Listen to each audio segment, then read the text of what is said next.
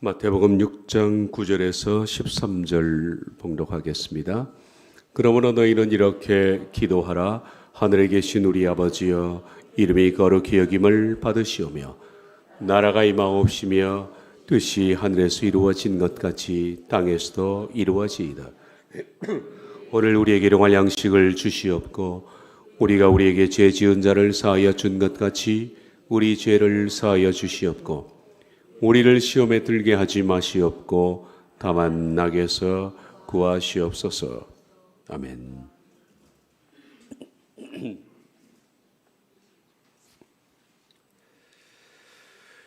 뜻이 하늘에서 이루어진 것 같이 땅에서도 이루어지이다.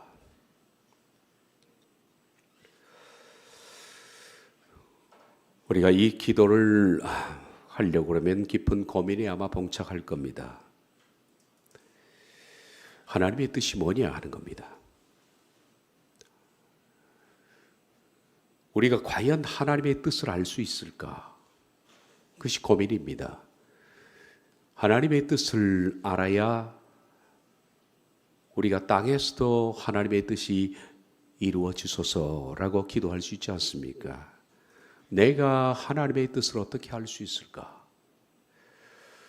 참 난제 중에 난제고 그리고 고민 중에 고민입니다.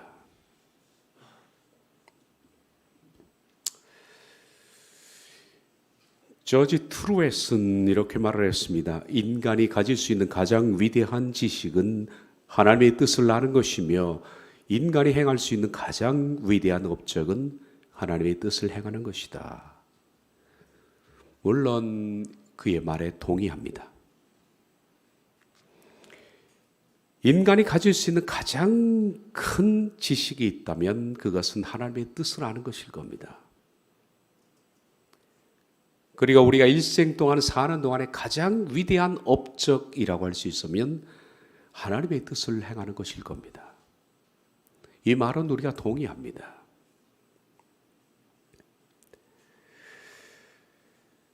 우리가 이 세상에 대한 박식한 많은 지식을 가지고 있다 한들 하나님의 뜻에 비교할 수 있겠습니까?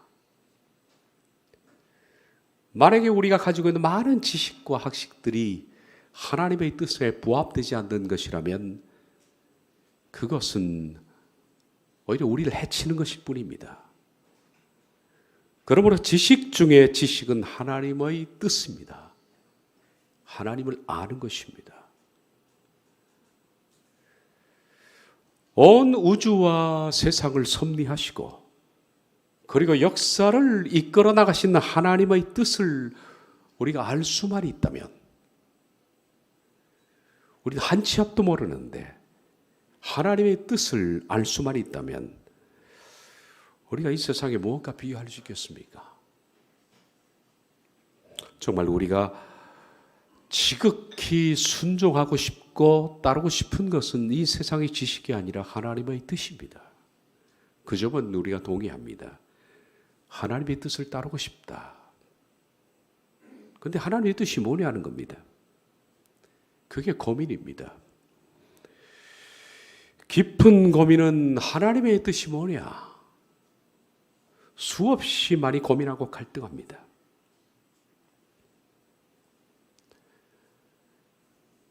하나님의 뜻을 어떻게 할 수 있을까? 우린 굉장히 중요한 얘기를 지금부터 몇 주 동안에 할 겁니다.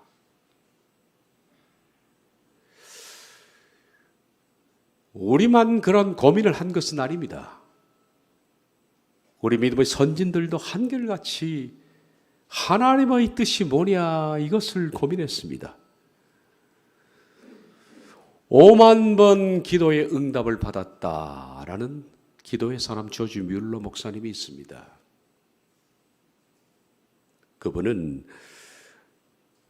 자기 나름대로 이렇게 얘기했습니다. 하나님의 뜻을 알 수 있는 7가지 방법이 있다.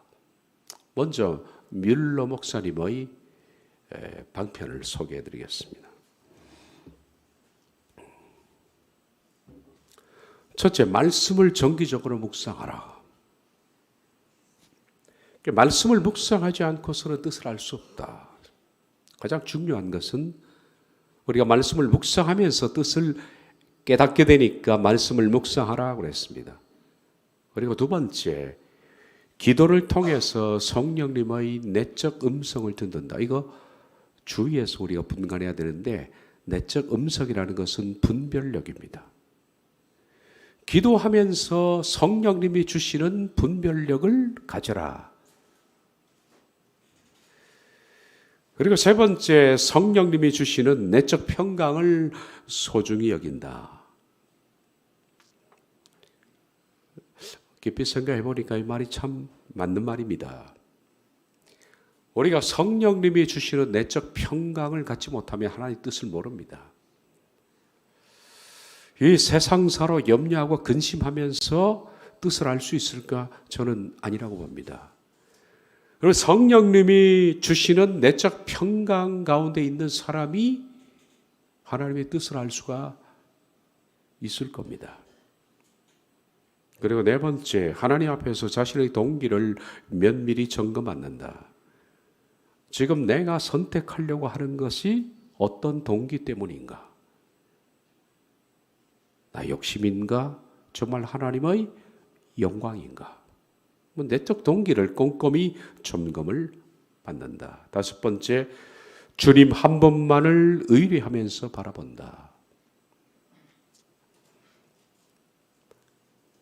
당연한 얘기죠. 여섯 번째, 성령님 안에서 일을 진행한다.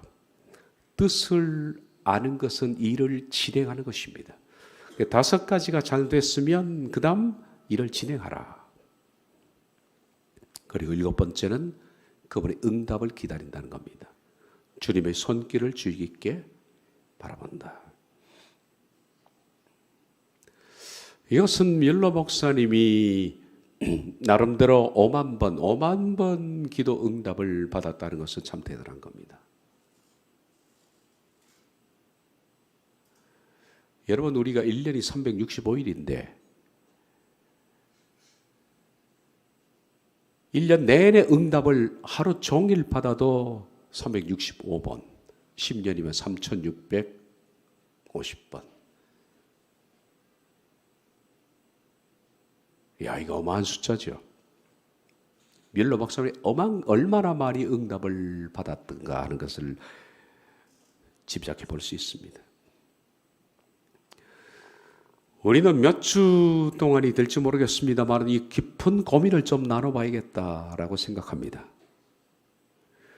뜻이 하늘에서 이루어진 것 같이 땅에서도 이루어지이다. 이 고민입니다. 하나님의 뜻에 대한 고민. 오늘 직역하면 다음과 같습니다. 당신의 소원이 되어지이다. 하늘에서처럼 땅에서까지. 그리고라는 단어를 뭐뭐까지라고 번역하면 더 맞습니다. 그래서 이렇게 번역할 수 있습니다. 당신의 소원이 되어지이다. 하늘에서처럼 땅에서까지.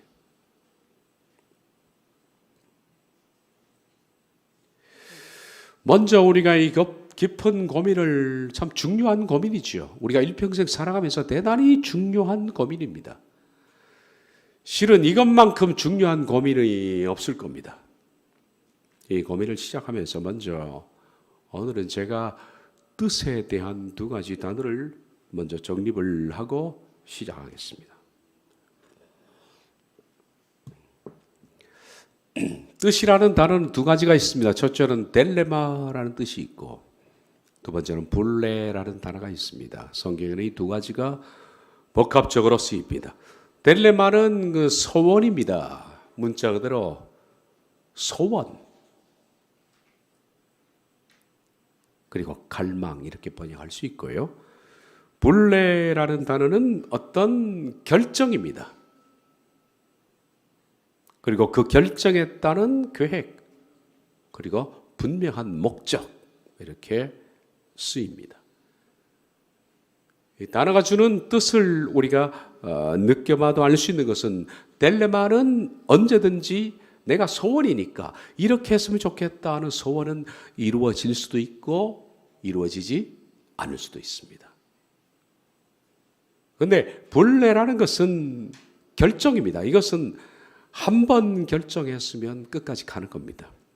하나님의 입장에서는 하나님의 소원, 딜레마는 어떻습니까? 하나님의 소원은 이루어질 수도 있고 이루어지지 않을 수도 있습니다. 하나님은 이렇게 하고 싶은데 사람이 그것을 이룰 수도 있고 이루지 않을 수도 있습니다. 사람의 거절에 따라서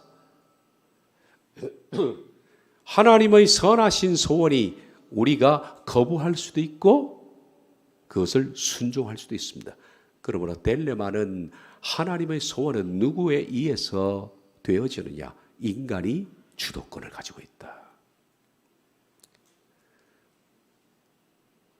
하나님은 이렇게 했으면 좋겠는데 인간은 주도권을 가지고 내가 다른 방향으로 선택하면 그 소원이 이루어지지 않습니다.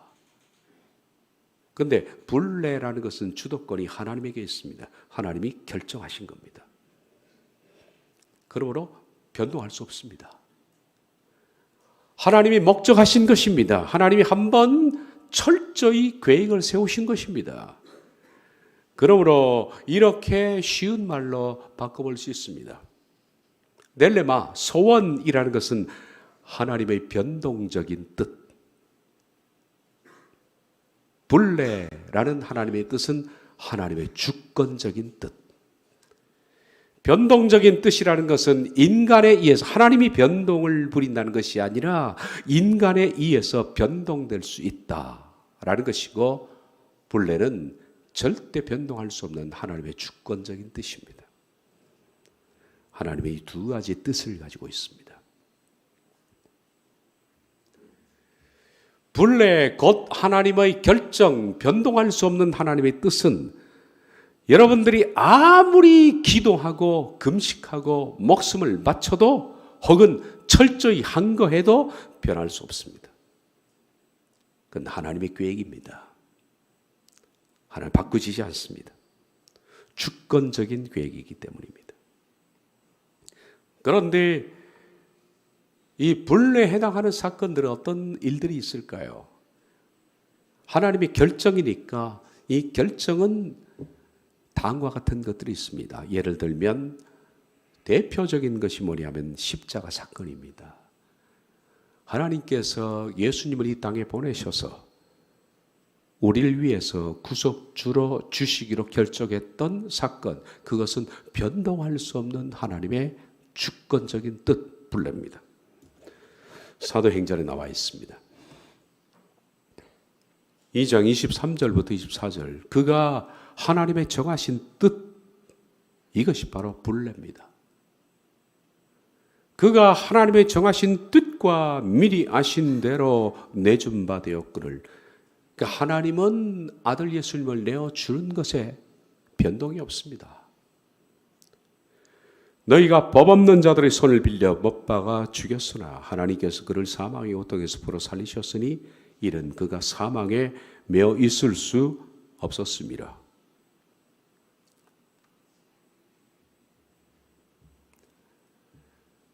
하나님의 변동할 수 없는 분례, 뜻. 또 하나 말씀드리자면 하나님께서 성령님을 보내셔서 땅끝까지 복음을 전파하는, 로마까지 복음을 전파하는 사도행전 1장 8절도 하나님의 변동할 수 없는 뜻입니다.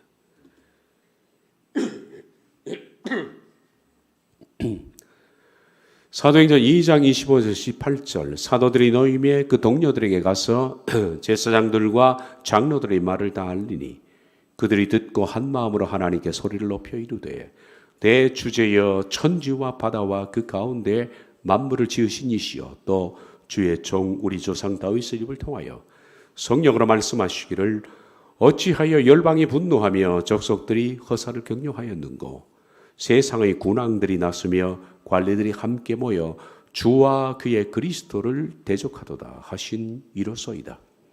과연 헤롯과 빌라도는 이방인과 이스라엘 백성과 합세하여 하나님께서 기름 부으신 거룩한 종 예수를 거슬러 하나님의 권능과 뜻대로 이루려고 예정하신 것을 행하려고 이 성에 모였나이다.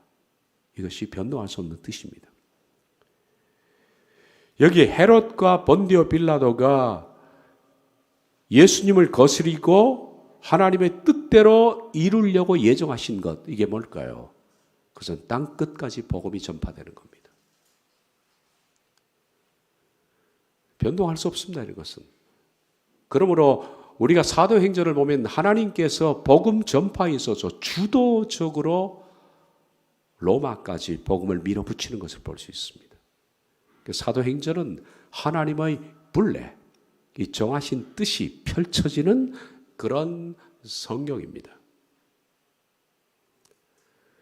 또 하나님의 변동할 수 없는 뜻, 분례, 이것은 바로 하나님께서 세례 요한을 보내셔서 그를 통해서 세례를 베푸는 것도 여기 속합니다. 누가복음 7장을 보면 모든 백성과 세리들은 이미 요한의 세례를 받은지라 이 말씀을 듣고 하나님을 의롭다 하되 바리새인과 율법 교사들은 그의 세례를 받지 아니하므로 그들 자신을 위한 하나님의 뜻을 저버리니라. 하나님의 뜻, 이것은 세례 요한을 통해서 하나님의 세례를 베푸는 겁니다. 이것이 분례입니다. 그러니까 하나님의 결정된 뜻, 절대 변동 불가한 뜻, 이것은 어떤 인간도 거스를 수 없는, 항거할 수 없고 변동할 수 없는 하나님의 뜻 분례는 이런 영역에 속하는 것입니다. 구원에 관한 것, 하나님의 구원의 계획, 어떻게 해서 사람이 구원에 이를 수 있을까 하는 성경에서 제시된 구원의 법, 변동 불가합니다. 그리고 하나님께서는 역사를 이루기 위해서 종종 사명자를 부르십니다. 세례 요한처럼 말입니다. 그 사명자를 부르는 것도 하나님 변동할 수 없는 뜻입니다. 세례 요한을 부르시고 바울을 부르시고 구약에 고레스라는 임금을 불러내신 것, 이건 하나님의 정해놓은 뜻입니다. 변동 불가합니다. 또 사명자들을 통해서 하나님께서 그 사역을 반드시 이루려고 하신 것, 예를 들면 요나를 통해서 니느웨에 복음을 전파하려고 했습니다.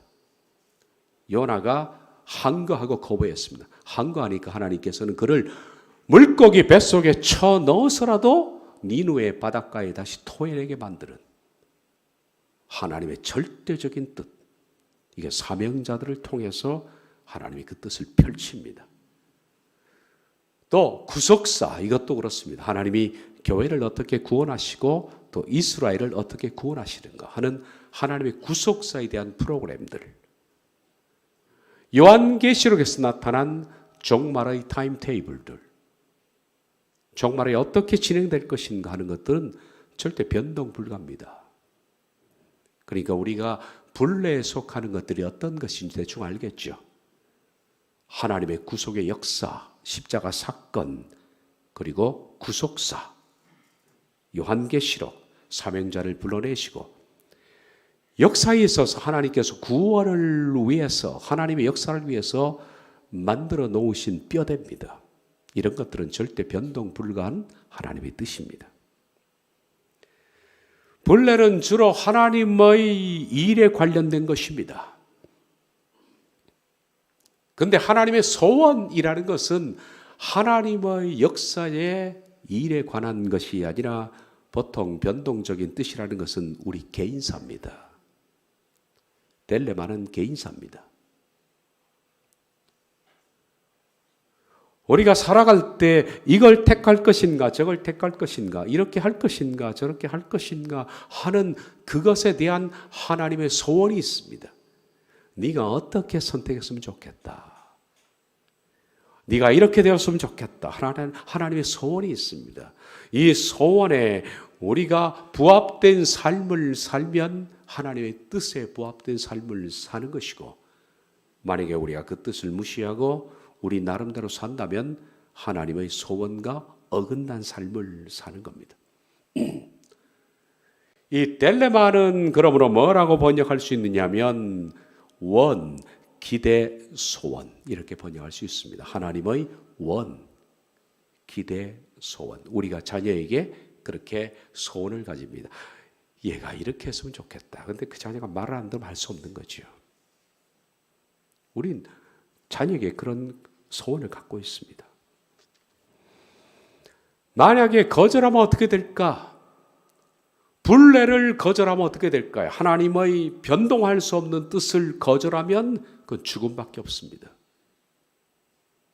하나님은 변동할 수 없는 뜻을 거절하면, 사명자라도 거절하면 다리 몽둥이를 부슬러 놔도 반드시 그 자리에 갖다 놓게 만듭니다. 하나님은 결코 바꾸지 않습니다. 그런데 딜레마를 거절하면 어떻게 될까요? 하나님의 뜻을, 소원을 거절하면 여러분 인생이 많이 고달픕니다. 하나님은 이렇게 했으면 좋겠다라고 생각하는데 우리가 어긋난 길로 가면 하나님께서는 당장 매를 들지 않습니다. 대신에 여러분들이 참 고달픈 인생을 삽니다. 쉽게 갈 수 있는 길을, 5분이면 갈 수 있는 직진 도로를 어떤 경우는 3시간, 4시간 돌아서 그 길을 가는 겁니다. 내 인생의 가시밭길을 선택하는 거죠. 누구 손해입니까? 자기 손해입니다. 거기에만 그칠까요? 거기만 그치지 않습니다. 계속적으로 내 고집대로 하나님의 뜻을 무시하고 하나님의 소원을 무시하고 계속 간다면 하나님의 은혜로부터 차단되어 나갈 겁니다. 하나님은 그를 몹시 좋아하지 않습니다. 그러므로 하나님의 소원을 계속적으로 무시하는 자는 하나님의 은혜로부터 점점 멀어지게 되고, 그리고 점진적으로, 이것은 당장이 아니라 점차 그런 삶을 계속 살 때 결과적으로 자녀가 될 수가 없습니다. 하나님의 자녀는 하나님의 소원을 알고 그 소원을 따라 사는 사람을 자녀라 부르잖아요. 그러므로 궁극적으로는 자녀의 자리에서 멀어집니다. 하나님의 소원을 거절했다고 해서 당장 하나님께서는 매를 들지 않습니다. 그러나 그것이 지속될 때 결과적으로 의대로부터 멀어지고 자녀의 자리에서 더 멀어진다는 겁니다. 예를 들면 하나님의 딜레마를 봅시다. 이런 것 중 하나가 있습니다.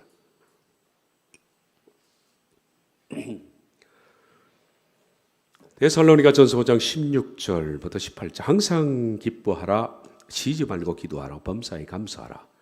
이것이 그리스도 예수 안에서 너희를 향한 하나님의 소원이니라. 하나님은 우리에게 어떻게 살기를 원합니까? 항상 기뻐하고, 그리고 쉬지 말고 기도하고, 그리고 모든 일에 감사하는 삶을 살기를 원합니다. 그런데 우리가 이 하나님의 소원과 거리가 멀어요. 자기 인생 자기가 운전하다 보니까 항상 기뻐하는 것이 아니라 항상 고민하고, 기도는 저 멀리 있고, 그리고 범사에 감사하는 것이 아니라 고민, 불평, 걱정이 많으면 하나님의 소원과 멀어집니다. 하나님의 소원과 멀어지면 어떻게 될까요? 고달픈 교인이 됩니다. 우리 인생이 참 고달픕니다. 고달픔뿐만 아니라 하나님의 소원과 거리가 멀어지면 그는 궁극적으로는 자녀의 자리에 이르지를 못합니다. 어떻게 자녀가 아버지의 뜻을 모르고서 자녀가 될 수 있을까요?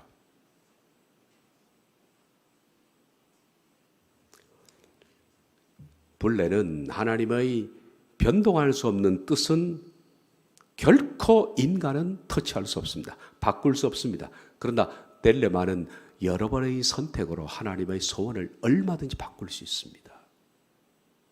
열어볼까요? 열왕기하 20장을 봅니다. 그때 히스기야가 병들어 죽게 되며 아모스의 아들 선지자 이사야가 그에게 나와 그에게 이르되 여호와의 말씀이 너는 집을 정리하라. 네가 죽고 살지 못하리라 하셨나이다. 하나님께서 이사야에게 가서 얘기하라. 히스기야에게 너는 죽을 것이다. 이게 절대적인 변동 불가한 하나님의 뜻이 아니었습니다. 이것은 하나님이 이사야를 통해서 히스기야에게 딜레마를 말하신 겁니다. 하나님의 뜻은 인간에 의해서 변동할 수 있다는 겁니다. 그랬더니 히스기야가 어떻게 하나 보십시오. 낯을 벽으로 향하고 여호와께 기도하여 이르되 여호와여 구하오니 내가 진실과 전심으로 주 앞에 행하며 주께서 보시기에 선하게 행한 것을 기억하옵소서 하고 히스기야가 심히 통곡하니라. 이사야가 성읍 가운데까지도 이르기 전에 여호와의 말씀이 그에게 임하여 이르시되 너는 돌아가서 내 백성의 주권자 히스기야에게 이르기를 왕의 조상 다윗의 하나님 여호와의 말씀이 내가 네 기도를 들었고 내 눈물을 보았노라.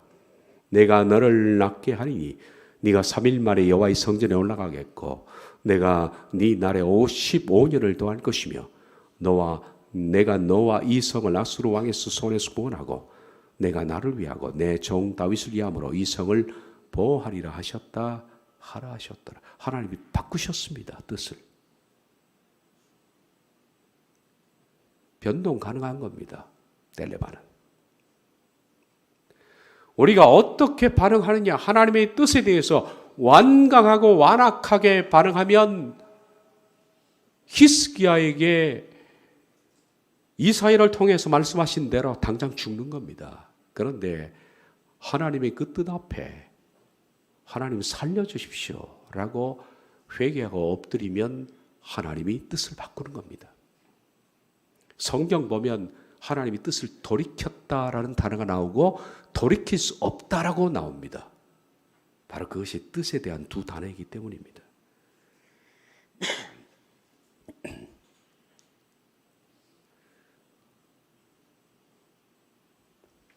하나를 더 볼까요?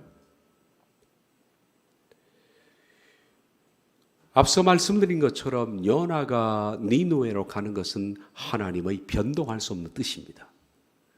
니느웨로 가서 복음을 선포하라 그랬습니다. 그런데 요나서 3장을 보면 이런 얘기가 나옵니다. 여호와의 말씀이 두 번째로 요나에게 임하니라. 이르시되 일어나 저 큰 성읍 니느웨로 가서 내가 네게 명한 말을 그들에게 선포하라 하신지라. 요나가 여호와의 말씀대로 일어나서 니느웨로 가니라. 니느웨는 사흘 동안 걸을 만큼 하나님 앞에 큰 성읍이었더라. 요나가 그 성에 들어가서 하루 동안 다니며 외쳐 이르되 40일이 지나면 니느웨가 무너지리라 하였더니 니느웨 사람들이 하나님을 믿고 금식을 선포하고 높고 낮은 자를 막론하고 굵은 베옷을 입은지라. 니느웨 사람들이 이렇게 반응을 해버렸습니다. 그 일이 니느웨 왕에게 들림에 왕이 보좌에서 일어나 왕복을 벗고 굵은 베옷을 입고 제 위에 앉으니라. 왕과 그의 대신들이 조서를 내려 니느웨에 선포하여 이르되 사람이나 짐승이나 소떼나 양떼나 아무것도 입에 대지 말지니 곧 먹지도 말 것이요 물도 마시지 말 것이며 사람이든지 짐승이든지 다 굵은 베옷을 입을 것이며 힘써 여호와께 하나님께 부르짖을 것이며 각기 악한 길과 손으로 행한 강포에서 떠날 것이라. 하나님의 뜻을 돌이키시고 그 진노를 그치사 우리가 멸망하지 않게 하시리라. 그렇지 않을 줄을 누가 알겠느냐 한지라. 하나님이 그들이 행한 것 곧 그 악한 길에서 돌이켰다는 것을 보시고 하나님이 뜻을 돌이키사. 이게 딜레마입니다. 그들에게 내리라고 말씀하신 재앙을 내리지 아니하시니라. 자, 요나가 니느웨로 가는 것은 하나님의 불례입니다. 변동할 수 없는 뜻입니다. 요나가 거부하면 하나님이 그를 죽여 사람들이 갑니다. 그런데 니느웨에서 백성들이 하나님의 징계에 대한 말씀을 듣고 회개하면 하나님의 뜻을 바꿉니다. 이게 딜레마입니다. 하나님은 회개하는 사람들에게 얼마든지 하나님의 뜻을 바꾸십니다. 여러분 회개의 중요성을 잘 알아야 됩니다. 정리를 해보겠습니다. 하나님의 주권적인 뜻 본래는 하나님께서 독단적으로 행하시는 것입니다. 누구도 한거할 수 없습니다. 그러나 허용적인 뜻 딜레마는 반드시 우리가 협조하지 않고서는 행하지 않으십니다. 본래에 있어서 하나님은 독재적이라면 딜레마에 있어서 하나님은 인격적입니다. 우리의 책임 있는 응답과 노력과 열심과 헌신으로 딜레마는 진행이 됩니다. 만일 하나님께서 딜레마 없이 불례로만 세상을 섭리하신다면 역사와 모든 삶은 짜여진 드라마 각본이 됩니다. 우리의 삶에서 일어나는 사고, 질병, 만남, 범죄, 선행, 성공, 실패 이런 것들은 하나님이 다 정해놓은 것이 되겠죠. 하나님 그렇게 하지 않습니다. 이런 것은 전부 불례에 속하는 것이 아니라 딜레마에 속하는 것입니다. 만약에 하나님이 딜레마 없이 불례로만 섭리한다면 우린 기계에 불과한 것입니다. 반대로 불례 없이 딜레마로만 섭리한다면 모든 것은 우연 발생적입니다. 하나님은 역사의 방향을 결정하지도 않고 우리의 의지와 결정에 맡겨놓는 꼴입니다. 다시 말해 세상을 창조만 해놓으신 경우가 되겠죠. 그러나 하나님은 세상을 불례와 딜레마로 운행하십니다. 불례와 딜레마의 관계를 이렇게 설명할 수 있습니다. 딜레마는 마치 어항 속에 있는 물고기가 그 안에서 자유롭게 움직일 수 있는 것 같다. 어항이라는 것은 하나님의 변동할 수 없는 불례입니다. 이 밖은 절대 나갈 수 없습니다. 그러나 어항 속에서는 마음대로 움직입니다. 이게 딜레마입니다. 그러면 어항이 불례라면 어항 속에서의 자유는 딜레마입니다. 그러나 불례는 그 물고기가 어항 속에서만 자유로울 수 있는 것이다.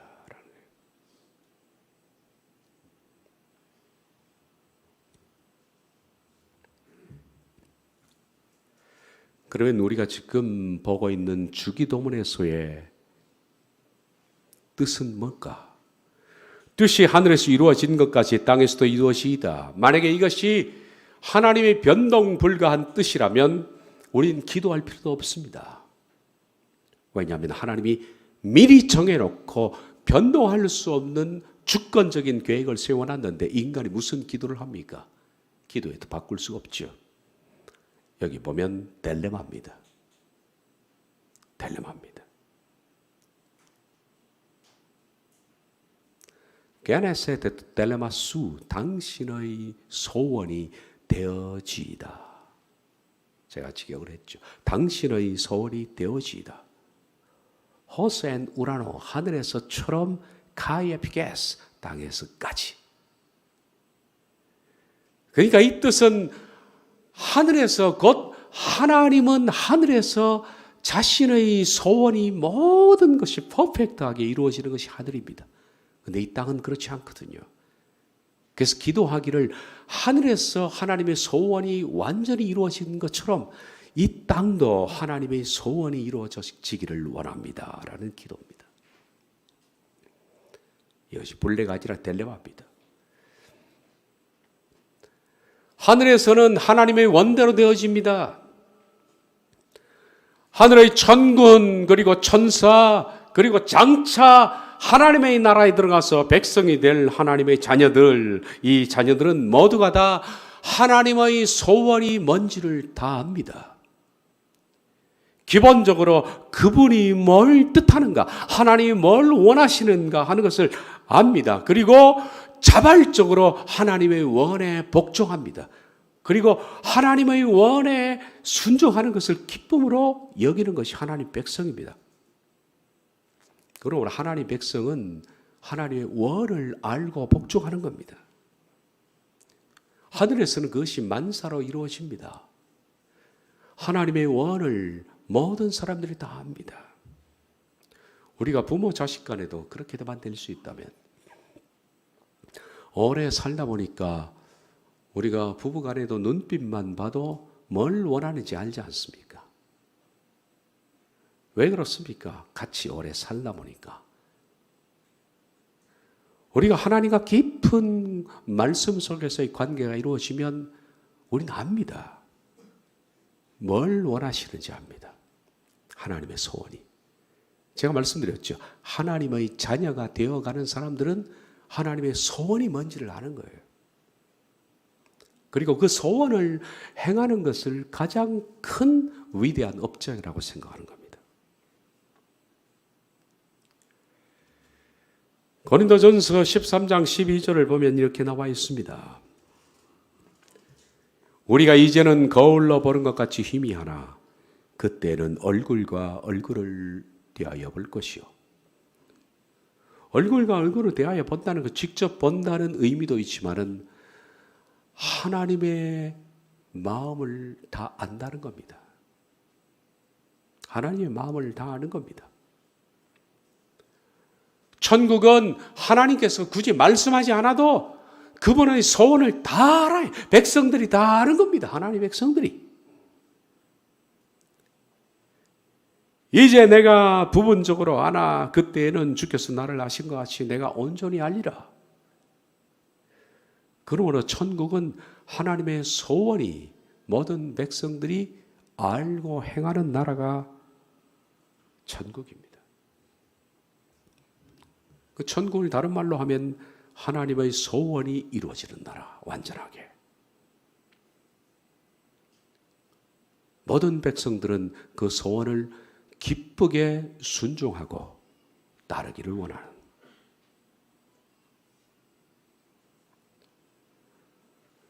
그런데 지금 이 땅은 어떻습니까? 이 땅은 하나님의 뜻 가운데 불래, 변동할 수 없는 뜻은 하나님이 주권적으로 이 땅을 운행하시기 때문에 절대 변동되지 않습니다. 예수님께서 말씀했습니다. 천지는 없어져도 율법의 1.1핵은 땅에 떨어지지 않을 것이다. 다시 말해서 하나님의 주권적인 계획대로 이 세상은 다 진행이 됩니다. 보십시오. 모든 구속사, 이스라엘과의 이방인, 그리고 앞으로 일어날 종말의 타임테이블, 모든 것은 하나님의 계획한 대로 진행됩니다. 변동할 수 없는 하나님의 뜻 불례입니다. 그런데 하나님의 소원은 이 땅에서 짓밟힙니다. 이 땅에서. 어디 이 땅에서 하나님의 소원이 이루어진 적이 있습니까? 하나님의 소원 딜레마는 언제나 무시되고 거절되고 짓밟혀 왔습니다.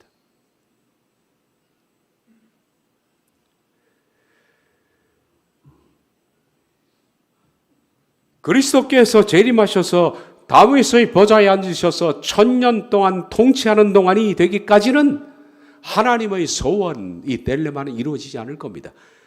예수님이 다윗의 보좌에 앉아서 통치할 때는 하나님의 소원이 이 땅에 완전하게 이루어집니다. 그러나 그때까지는 하나님의 소원은 언제나 짓밟힙니다. 왜? 인간의 정욕, 탐욕, 욕심, 그리고 타락한 성품들로 인해서 하나님의 소원이 이루어지지 않고 이 세상은 사탄의 소원이 이루어지고 있다. 인간은 언제나, 우리들은 선보다 악을 행하기에 발이 빠르고 우리의 욕심을 실현하기에 인간은 빠르기 때문에 그렇습니다. 심지어 종교를 이용해서 이 땅의 뜻을 성취하려고 하는 것이 종교 장사꾼들입니다. 그 교회와 그 목사가 바른 신앙인지, 그 성도가 바른 신앙인지 아닌지, 그 공동체가 바른지 아닌지를 분별할 수 있는 방법은 소원을 보면 알 수가 있습니다. 그가 뭘 소원하는가? 그 공동체가 소원하는 것이 뭐냐? 이 땅을 소원하느냐? 아니면 하나님의 나라를 소원하느냐? 이걸 보면 참과 거짓을 분별할 수가 있다라는 거예요. 그러므로 오늘 주님이 가르친 기도, 하나님의 그 소원이 하늘에서 이루어진 것처럼 이 땅에서도 이루어지이다라는 기도는 무슨 기도일까요? 자, 이 기도는 천년왕국 되면 됩니다. 그러니까 그렇게 말할 수도 있습니다. 천년왕국이 속히 임하기를 원합니다. 그런데 저는 그렇게 해석하고 싶지는 않습니다. 이것은 이 땅에서 하나님의 원대로 진행되지 않습니다. 대부분의 인간들은 하나님을 거역합니다. 심지어 교회도 하나님을 거역합니다. 하나님의 뜻을 따르지 않고 개인도 하나님의 뜻을 따르지 않습니다. 그러므로 하나님의 소원대로 되게 해달라는 이 기도는 이 땅의 전체가 될 수는 없는 겁니다. 어떤 한 개인 그리고 한 공동체, 거기에 대한 기도라고 저는 생각합니다. 주님, 제가 하나님의 소원을 이룰 수 있게 해주십시오. 우리의 공동체가 하나님의 뜻대로 되기를 원합니다 하는 기도입니다.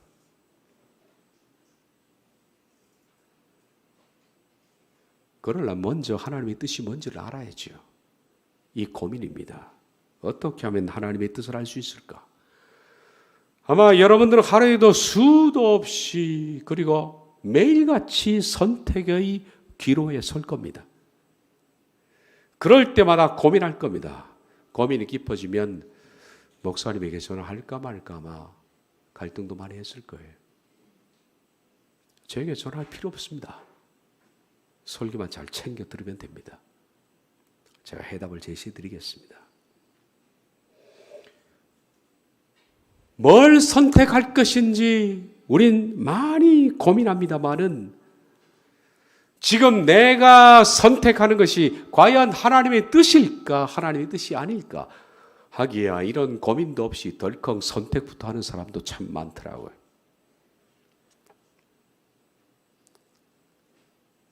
이런 고민 없이 선택하는 사람들은 참 많이 돌아야 한다라고 생각합니다. 그 선택이 옳든 그르든 간에 하나님의 뜻에 대한 고민과 하나님의 뜻을 알고자 하는 고민 없이 덜컥 하는 선택은 많이 돌아야 합니다. 많이 돌아야 해요. 본인이 피곤한 거예요. 고달픈 인생을 사는 겁니다. 우린 이런 고민을 하면서 기도합니다. 기도해도 석연치 않죠. 뭔지 모르겠습니다. 몇 주 동안에 여러분들의 고민이 이 설교로 어느 정도 해답이 되리라 저는 생각합니다. 오늘 시작인데 하나님의 원대로 살려고 하는 사람은 일단 탄식하는 사람입니다. 탄식하는 겁니다. 하나님의 뜻이 뭡니까? 이 탄식이 없는 사람은 하나님의 원에 대해서 알고 싶은 사람도 아니겠죠. 로마서 8장에 우리 곧 성령의 처음 익은 열매를 받은 우리까지도 속으로 탄식하여 양자될 것 우리 몸의 성량을 기다리느니라. 우리가 소망으로 구원을 얻었으며 보이는 소망이 소망이 아니니 보는 것을 누가 바라리요. 만일 우리가 보지 못하는 것을 바라면 참음으로 기다리지니라. 이와 같이 성령도 우리의 연약함을 도우시나니 우리는 마땅히 기도할 바를 알지 못하나 오직 성령이 말할 수 없는 탄식으로 우리 위하여 친히 간구하시느니라. 우리도 탄식하고 성령님도 탄식하는, 기초적으로 하나님의 소원을 알려고 하는 사람들은 일단 탄식이 있다라는 거예요. 탄식이 없이 덜컹 선택하는 선택은 저는 하지 마십시오라고 말합니다. 탄식도 안 하고 선택합니까? 어떻게 하려고 선택합니까 도대체?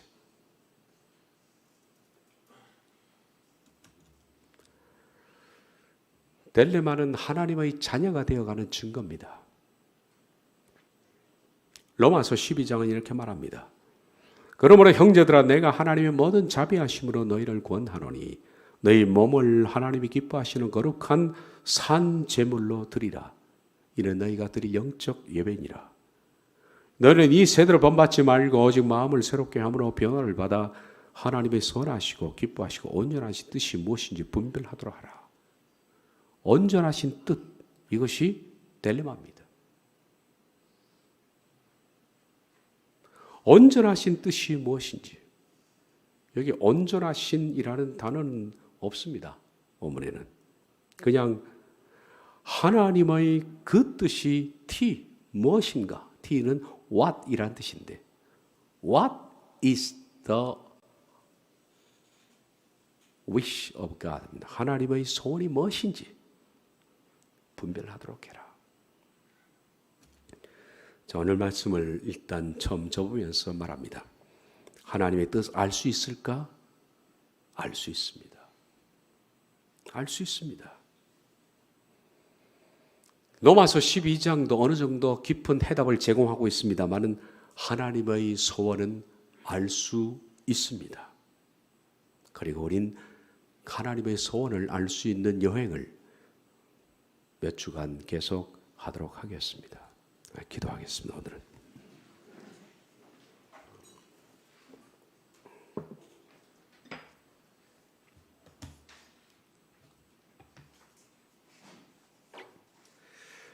뜻이 하늘에서 이루어진 것 같이 땅에서도 이루어지소서.